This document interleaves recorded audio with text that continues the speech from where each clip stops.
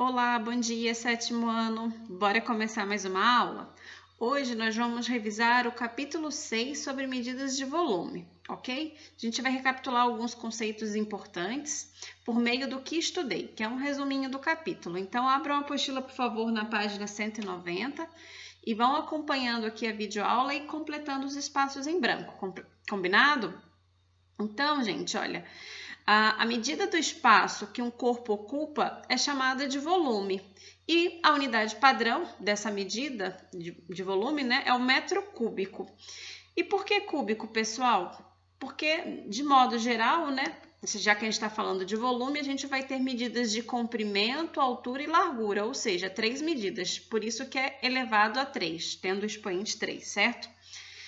Aí, é importante a gente ver aqui na forma de um exemplo, né? Então, por exemplo, o centímetro cúbico corresponde ao volume de um cubo com 1 centímetro de aresta. Ó, tá vendo aqui na imagem? Então, aqui eu tenho 1 centímetro cúbico para um quadradinho, um cubo apenas, tá?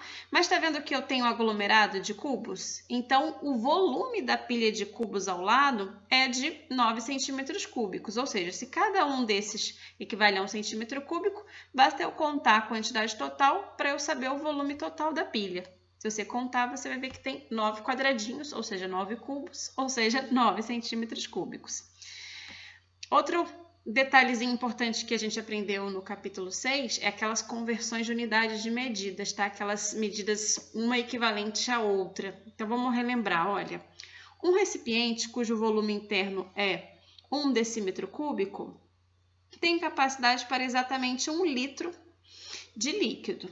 Outras equivalências entre unidades de medida de volume e de capacidade são 1 centímetro cúbico equivale a 1 ml, assim como, olha, 1 metro cúbico equivale a 1000 litros. E a gente também viu como que se calcula o volume de um paralelepípedo e de um cubo. Então, para eu saber o volume, basta eu multiplicar as medidas de comprimento, largura e altura. De maneira parecida, a gente pode fazer a mesma coisa com o cubo, só que como o cubo tem medidas iguais de comprimento, altura e largura, então, nada mais é do que uma multiplicação entre fatores iguais, né? Então, eu posso falar que o volume é igual, por exemplo, ao cubo, já que as medidas são iguais, ok? Dando sequência, agora a página 191. Temos aqui um exemplo, um comparativo para vocês verem, né, que paralelepípedos com dimensões diferentes podem representar o mesmo volume. Então, ó, apesar de terem dimensões diferentes, né, tem o mesmo volume, 64 centímetros cúbicos, certo?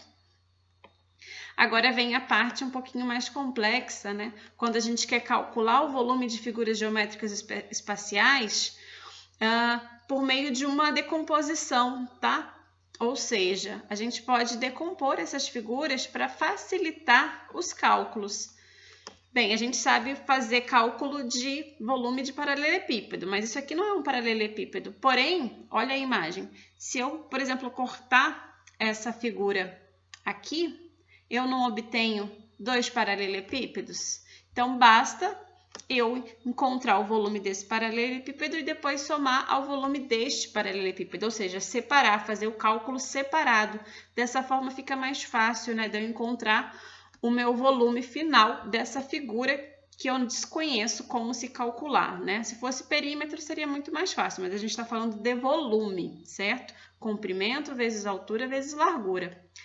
Tá ok?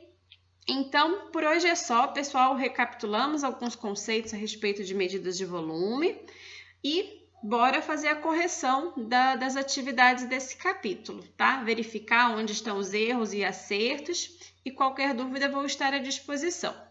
Ótimo dia de estudos, pessoal!